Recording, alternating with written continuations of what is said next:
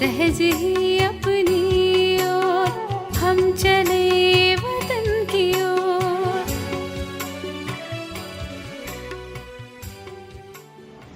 ஓம் சாந்தி 19/9/1972 அபியக்த பாப்தாதா மதுவன். தலைப்பு: கட்டாயங்களை முடிவு கட்டுவதற்கான வழி உறுதியான நிலை. அனைவரும் ஆடாத அசையாத ஸ்திரமான நிலையில் நிலைத்திருக்கிறீர்களா? மகாவீரர்களின் நிலையாக என்ன மகிமை பாடப்பட்டிருக்கிறதோ அந்த சென்ற கல்பத்தின் மகிமை மற்றும் வர்ணனை செய்யப்பட்ட நிலையில் நிலைத்திருக்கிறீர்களா? மற்றும் தன்னுடைய கடைசி நிலையான சாட்சியாக இருக்கும் நிலை, மகிழ்ச்சி நிறைந்த முகம், விலகிய மற்றும் மிக அன்பான நிலைக்கு அருகில் வந்து கொண்டிருக்கிறீர்களா? அல்லது அந்த நிலை இப்பொழுது தூரமாக இருக்கிறதா? எந்த பொருள் அருகில் வந்துவிட்டது என்றால் அதனுடைய ஏதாவது தோற்றம் மற்றும் அடையாளம் பார்க்க தென்படும். அப்படி நீங்கள் என்ன அனுபவம் செய்கிறீர்கள்? அந்த கடைசி நிலை அருகில் வந்து கொண்டிருக்கிறதா என்ன? அருகாமையை விட அதிகமாக வேறு எந்த நிலை இருக்கிறது? தந்தையின் அருகில் வந்து கொண்டிருக்கிறீர்களா? என்ன அனுபவம் செய்கிறீர்கள்? அருகில் சென்று கொண்டிருக்கிறீர்கள் தான் இல்லையா? சென்று கொண்டிருக்கும் பொழுதே நின்று விடுவதில்லையே. ஏதாவது பக்கத்து காட்சிகளை பார்த்து நின்று விடவில்லையே. ஏறும் கலையின் அனுபவம் செய்கிறீர்களா? நிற்கும் கலையிலேயோ இல்லையே. எப்பொழுது ஸ்தூலமான யாத்திரையிலும் செல்கிறார்கள் என்றால் சென்று கொண்டேதான் இருப்பார்களே அன்றி நிற்பதில்லை. இதுவும் ஆன்மீக யாத்திரைதான் இல்லையா? இதிலேயும் நிற்கக்கூடாது. களைப்பற்று ஆடாத அசையாதவராகி சென்று கொண்டே இருந்தீர்கள் என்றால் இலக்கை சென்று அடைந்து விடுவீர்கள். இந்த லட்சியத்தை வைத்திருக்கிறீர்கள் தான் இல்லையா? ஒருவேளை லட்சியம் உறுதியாக இருக்கிறது என்றால் லட்சணமும் வந்துவிடும். உறுதிநிலை மூலமாக கட்டாயங்கள் முடிவடைந்து விடுகின்றன. ஒருவேளை உறுதிநிலை இல்லை என்றால் பின்பு அநேக கட்டாயங்களும் தென்படுகின்றன. தன்னை மகாவீர் என்று நினைக்கிறீர்கள் தான் இல்லையா? மகாவீர் ஒருபொழுதும் எந்த ஒரு கட்டாயத்தையும் கட்டாயம் என்று நினைப்பதில்லை. ஒரு நொடியில் உறுதியான நிலையின் ஆதாரத்தினால் கட்டாயத்தை முடிவு செய்து விடுவார்கள். அதேபோல் அங்கதனுக்கு சமமாக தன்னுடைய புத்தி என்ற கால்களை யாருமே அசைக்க முடியாத அளவிற்கு ஒரு தந்தையின் நினைவில் நிலைத்திருக்க செய்ய வேண்டும். சென்ற கல்பத்திலும் கூட அந்த மாதிரியேதான் ஆனீர்கள் தான் இல்லையா? நினைவு வருகிறதா? எப்பொழுது சென்ற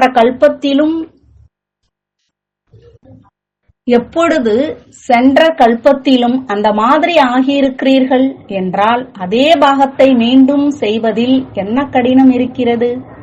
அநேக தடவை செய்த பாகத்தை மீண்டும் அதே போல் செய்வதில் கடினம் இருக்குமா? அப்படி நீங்கள் மிக மிக பல மடங்கு பாக்கியசாலி ஆவீர்கள். முழு உலகத்திலும் இத்தனை மனிதர்களுக்குள் தந்தையை தெரிந்து கொள்வது மற்றும் தன்னுடைய பிறப்புரிமையை பெறுபவர்கள் எவ்வளவு குறைவாக இருக்கிறார்கள். எண்ண முடியாத நிலை, எண்ண முடியும் எண்ணிக்கையில் இருக்கிறார்கள். அந்த தெரிந்து கொண்டிருக்கும் குறைந்தவர்களில் நீங்களும் ஒருவர். அப்படியானால் பல கோடி மடங்கு பாக்கியசாலியாக ஆகவில்லையா?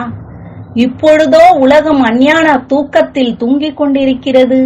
மேலும் நீங்கள் அநேகரில் மிக குறைந்த ஆத்துமாக்கள் தந்தையின் ஆஸ்தியின் அதிகாரியாக ஆகிக் கொண்டிருக்கிறீர்கள். எப்பொழுது அவர்கள் அனைவரும் விழித்துக் கொள்வார்களோ நாமும் ஏதாவது கொஞ்சமாவது அடைந்து கொள்வோம் என்று முயற்சி செய்வார்கள். ஆனால் என்னவாகும்? அடைய முடியுமா? எப்பொழுது காலதாமதம் ஆகிவிடும் என்றால் என்ன அடைய முடியும்? அந்த நேரம் உங்கள் அனைத்து ஆத்மாக்களுக்கும் தன்னுடைய உயர்ந்த பாக்கியத்தின் சாட்சாத்காரம் பிரதக்ஷ ரூபத்தில் ஏற்படும். இப்பொழுதோ குப்தமாக மறைமுகமாக இருக்கிறீர்கள் இல்லையா? இப்பொழுது குப்தமாக இருப்பதில் தந்தையையும் உயர்ந்த ஆத்மாக்கள் உங்களை தெரிந்து கொள்ளவில்லை.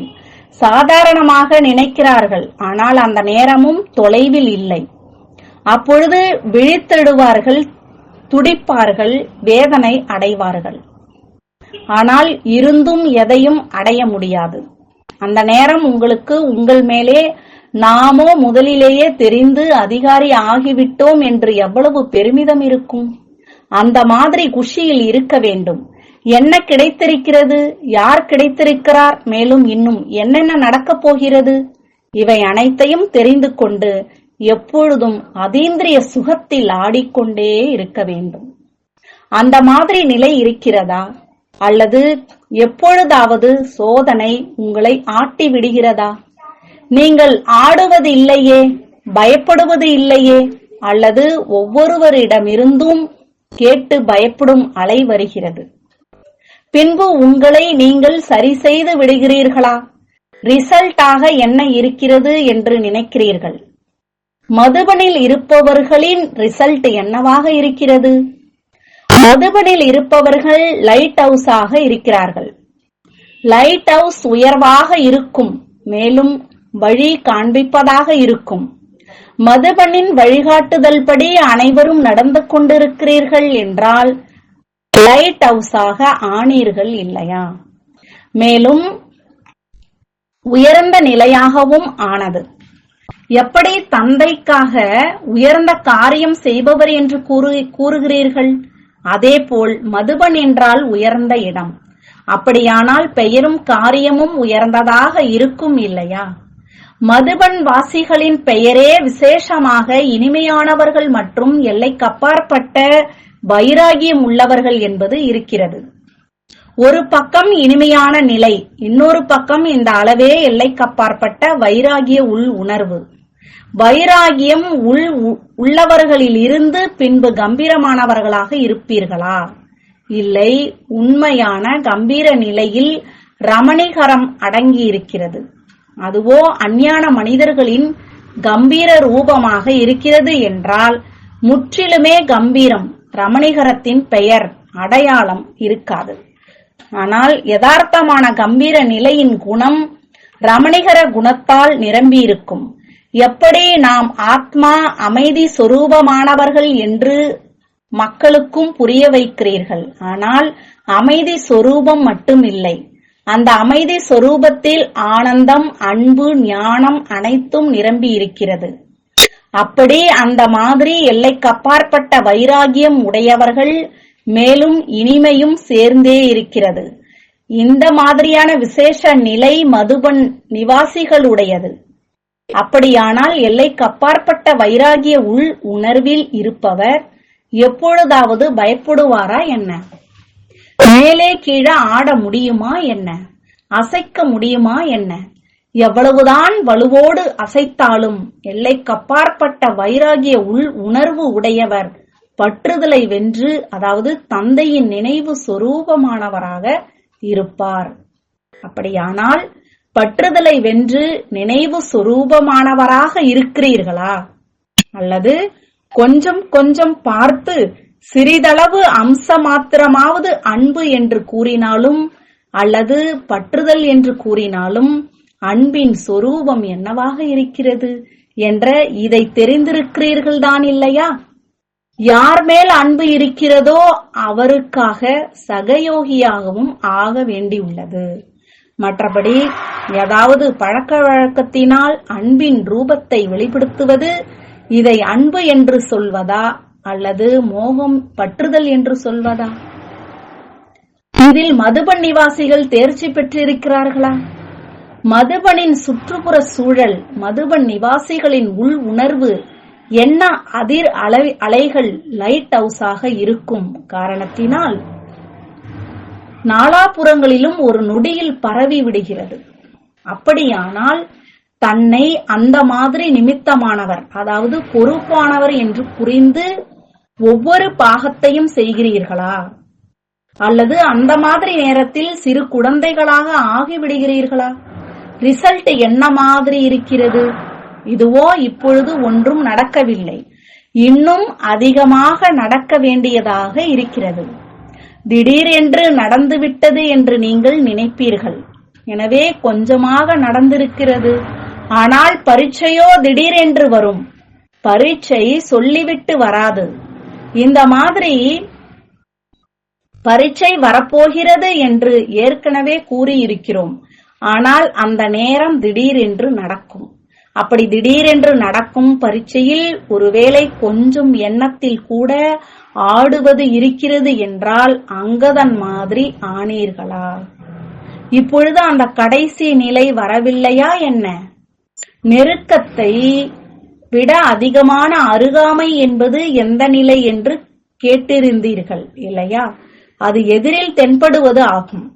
அருகில் வந்தே அதே பொருள் எதிரில் இருப்பதாக ஆகிவிடுகிறது. அப்படி நெருக்கத்தின் அனுபவம் செய்கிறீர்களா? அல்லது அந்த நிலை முற்றிலும் எதிரில் தென்படுகிறதா? இன்று இதுவாக இருக்கிறோம், நாளை இதுவாக ஆகிவிடுவோம் என்று அந்த மாதிரி எதிரில் அனுபவம் செய்கிறீர்களா? எப்படி சாகார பாபாவின் அனுபவத்தை பார்த்தீர்கள்? எதிர்காலத்து சொரூபம் மற்றும் கடைசி சம்பூர்ண சொரூபம் எப்பொழுதும் தெளிவான ரூபத்தில் எதிரில் இருந்ததுதான் இல்லையா? எனவே தந்தையை பின்பற்றி நடக்க வேண்டும்.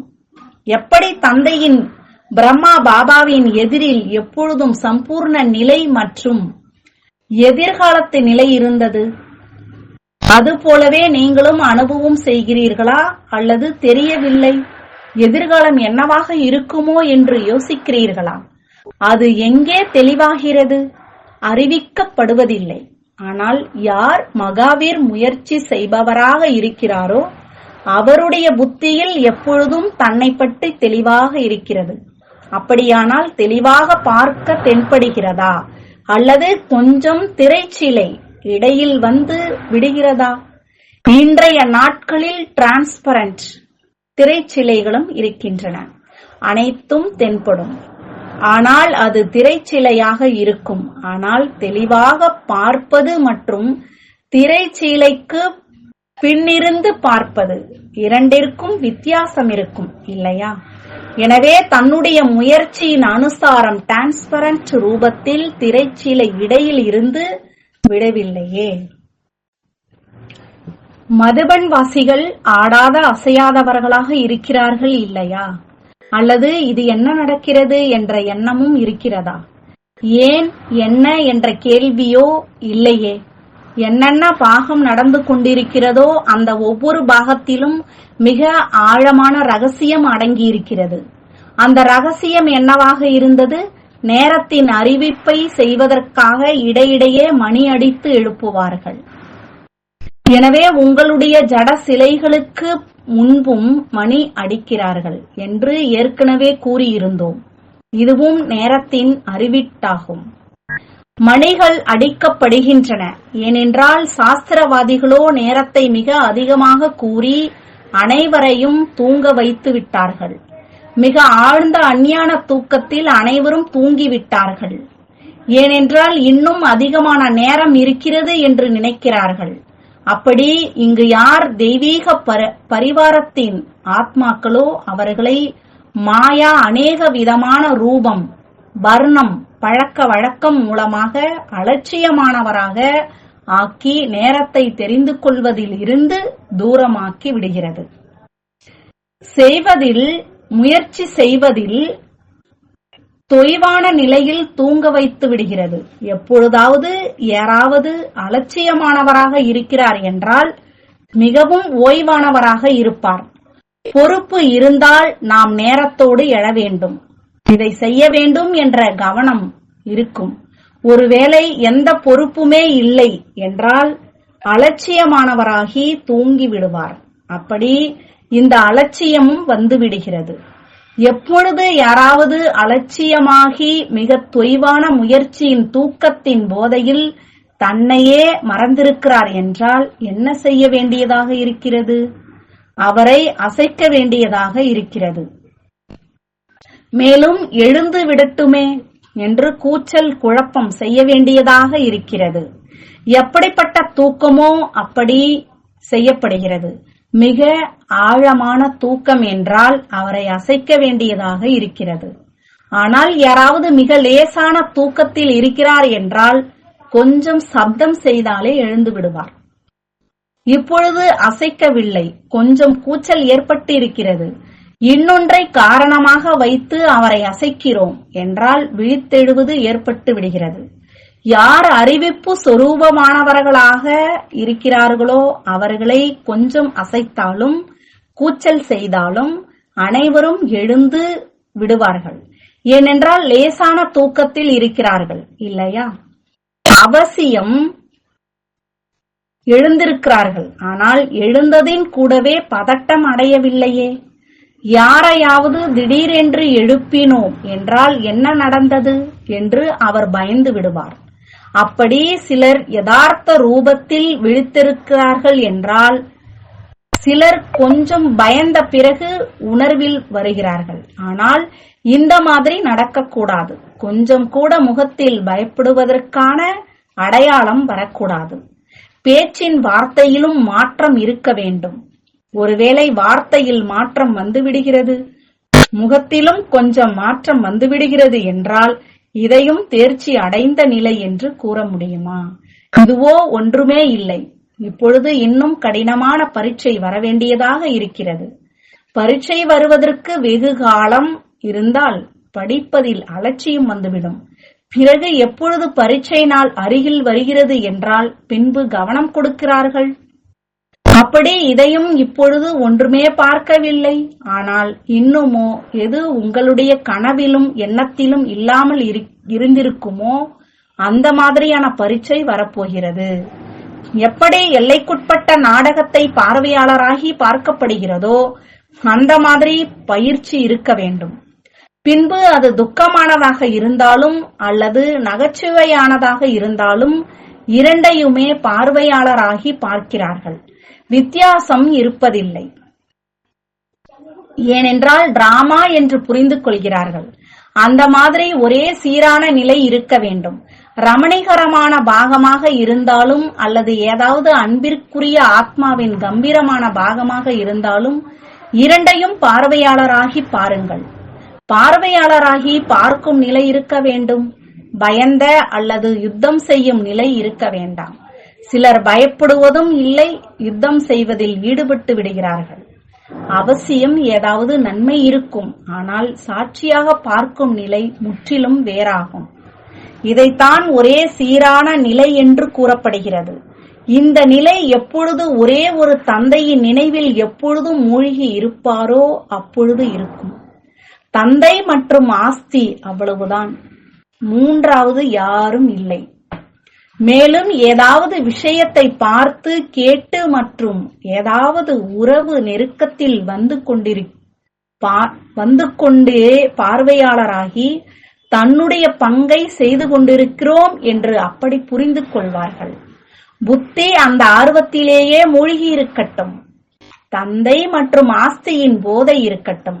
எனவே இப்பொழுது அந்த மாதிரியான நிலையை உருவாக்குங்கள். இதற்காக தன்னை தெரிந்து கொள்வதற்காக இந்த பரீட்சை வருகிறது. இல்லை என்றால் எப்படி தெரிய வரும்? ஒவ்வொருவருக்கும் தன்னுடைய நிலையை தெரிந்து கொள்வதற்காக தெர்மாமீட்டர் கிடைக்கிறது. அதன் மூலம் தன்னுடைய நிலையை அவரே தெரிந்து கொள்ள முடியும். யாருக்கும் கூற வேண்டிய அவசியம் இருக்காது. பயப்படாதீர்கள். ஆழத்தில் சென்றீர்கள் என்றால் பயம் முடிவடைந்து விடும். ஆழத்தில் செல்லாத காரணத்தினால் பயப்படுகிறீர்கள். உடல் நிலை காரணமாக தாதி மற்றும் தீதி இருவருமே மும்பை ஆஸ்பத்திரியில் அனுமதிக்கப்பட்டிருக்கின்றனர். முக்கியமாக மதுபன் நிவாசிகளை சந்திப்பதற்காக வந்திருக்கிறோம். இதில் கூட உயர்ந்த பாக்கியசாலிகளாக ஆனீர்கள் இல்லையா? மற்ற சந்திப்பிற்கான நிகழ்ச்சியோ உருவாக்கப்பட்டு கொண்டேதான் இருக்கிறது. நீங்கள் புரோகிராம் இன்றி பிராப்தி செய்கிறீர்கள். அப்படியானால் விசேஷமானது இல்லையா? மதுபனில் தந்தை அவரே ஓடி வருகிறார். ரிசல்ட்டோ நன்றாகத்தான் இருக்கிறது. அதுவும் கொஞ்சம் குழப்பமாக இருந்தது. அந்த கொஞ்சத்தை புரிந்து கொண்டீர்கள் இல்லையா? இப்பொழுது அதையும் அகற்ற வேண்டும். கொஞ்சமாவது ஃப்ளா, அதாவது குறை இருந்தால் ஃபெயில் ஆக்கிவிடும். கடைசி பரீட்சையில் ஒருவேளை கொஞ்சமாவது ஃப்ளா வந்துவிட்டால் ஃபெயில், தோல்வியாகி விடுவீர்கள்.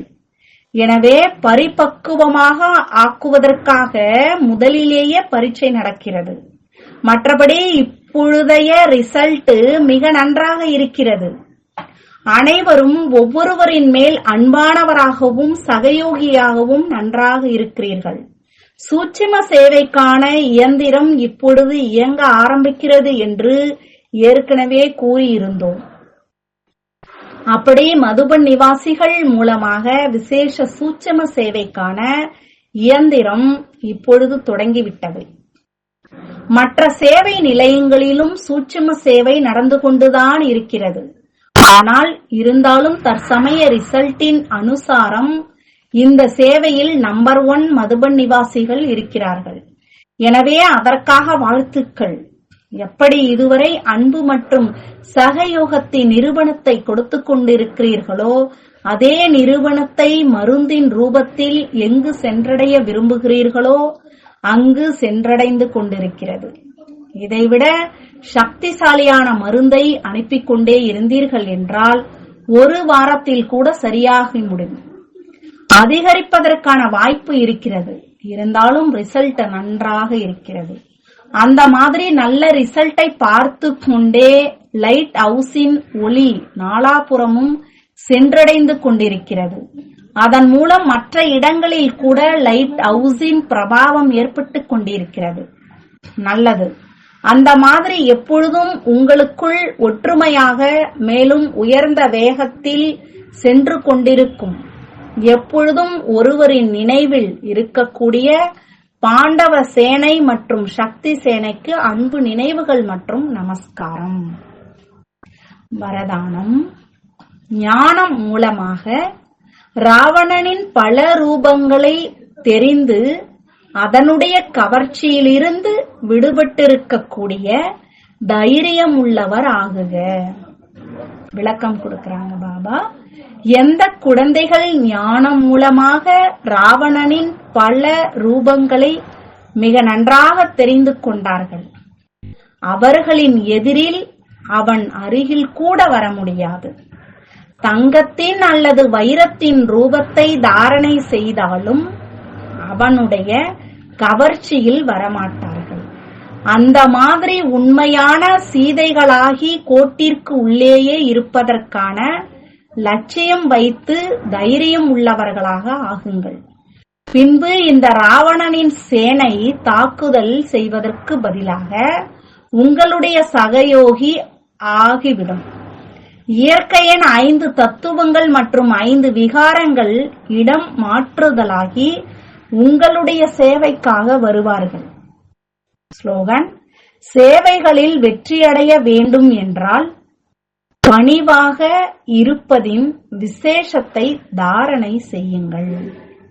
சேவையில வெற்றி அடையணும் அப்படின்னா பணிவு, அந்த பணிவு தன்மை இருப்பதோட விசேஷத்தை கூட தாரணை செய்யுங்க.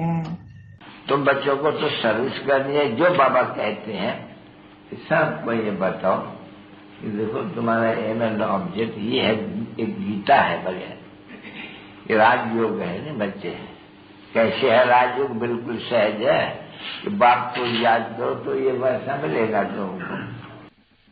ओम शांति।